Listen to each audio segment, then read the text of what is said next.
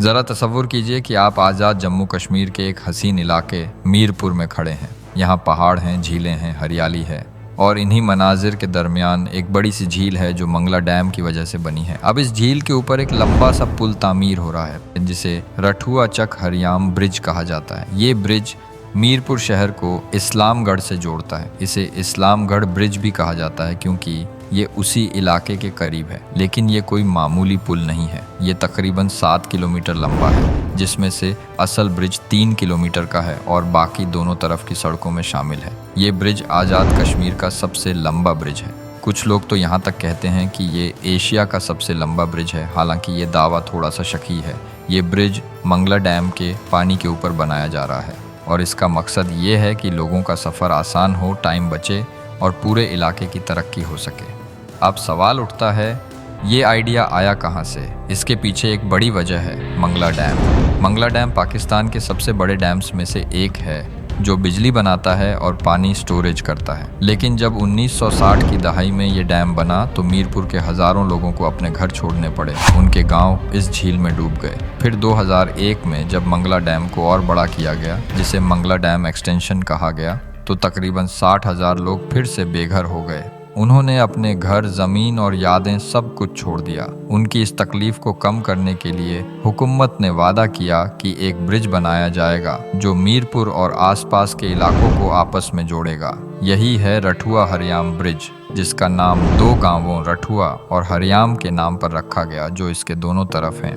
इस ब्रिज से लोगों का सफ़र 21 किलोमीटर कम हो जाना था और टाइम भी 25 मिनट तक बचेगा। अब इस कहानी की शुरुआत होती है साल 2006 से, जब इस प्रोजेक्ट की मंजूरी मिली।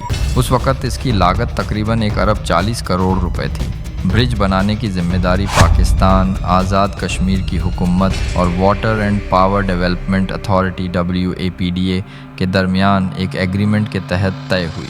इस ब्रिज का डिज़ाइन भी ख़ास था क्योंकि झील के नीचे की मिट्टी बहुत सॉफ्ट थी, इसीलिए यहाँ आम ब्रिज की जगह केबल स्टे ब्रिज बनाने का फैसला हुआ।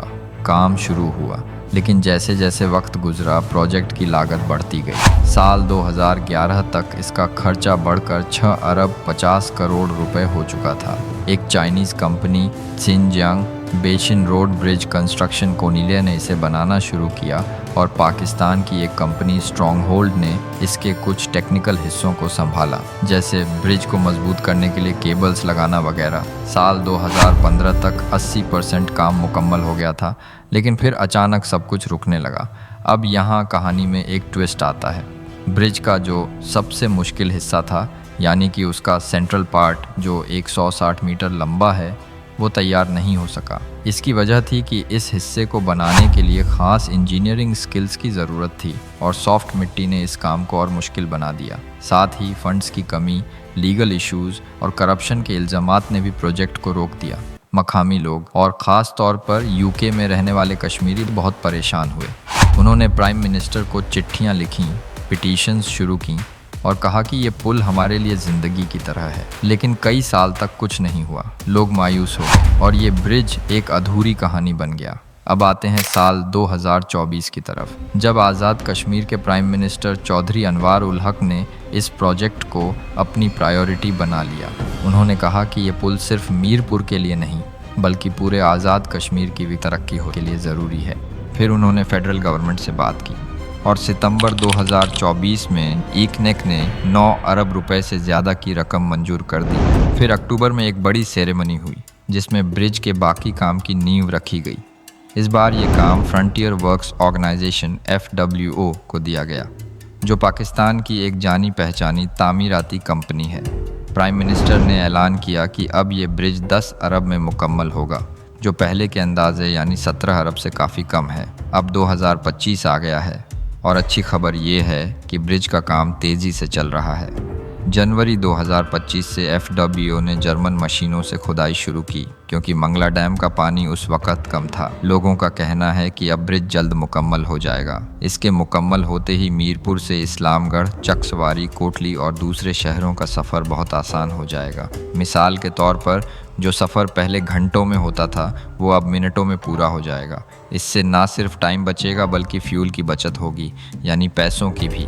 अब आप सोच रहे होंगे कि आखिर ये पुल इतना ख़ास क्यों है, तो सुनिए, ये ब्रिज सिर्फ पत्थर और स्टील का ढांचा नहीं, बल्कि मीरपुर के लोगों के लिए एक नई जिंदगी की तरह है। सबसे पहले ये सफ़र को आसान बनाएगा। मान लीजिए आपको मीरपुर से कोटली जाना है। अभी आपको लंबा चक्कर काटना पड़ता है, लेकिन ब्रिज बनने के बाद ये फासला 20% तक कम हो जाएगा। इससे दुकानदारों को, स्टूडेंट्स को और मरीजों को बहुत फ़ायदा होगा जो बड़े हॉस्पिटल्स जाना चाहते हैं। दूसरा, ये ब्रिज टूरिज़्म को बढ़ावा देगा। मंगला डैम के खूबसूरत नज़ारों के साथ साथ ये ब्रिज खुद एक टूरिस्ट स्पॉट बन जाएगा। तीसरा, ये पूरे इलाके की इकोनॉमी को स्ट्रॉन्ग बनाएगा। जब लोग और सामान आसानी से इधर उधर जाएंगे तो कारोबार बढ़ेगा, नई दुकानों के दरवाजे खुलेंगे और नौकरियां पैदा होंगी। और बात सिर्फ कारोबार तक नहीं है, ये पुल रिश्तों को भी जोड़ने वाला है। मान लीजिए आपका कोई करीबी इस्लामगढ़ में रहता है और आप मीरपुर में। अभी मिलने के लिए लंबा रास्ता तय करना पड़ता है, लेकिन ब्रिज बनने के बाद आप आसानी से एक दूसरे से मिल सकेंगे।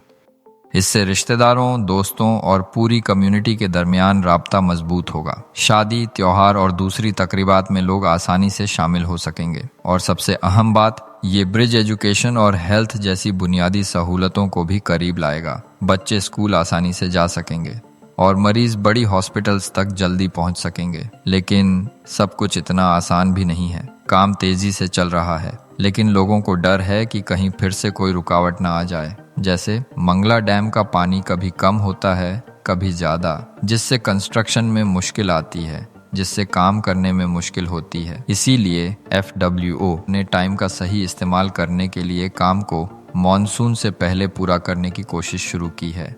लेकिन अब भी कुछ लोग डरे हुए हैं, कहीं फिर से पैसे की कमी ना हो जाए या फिर कोई लीगल इश्यू सामने आ जाए।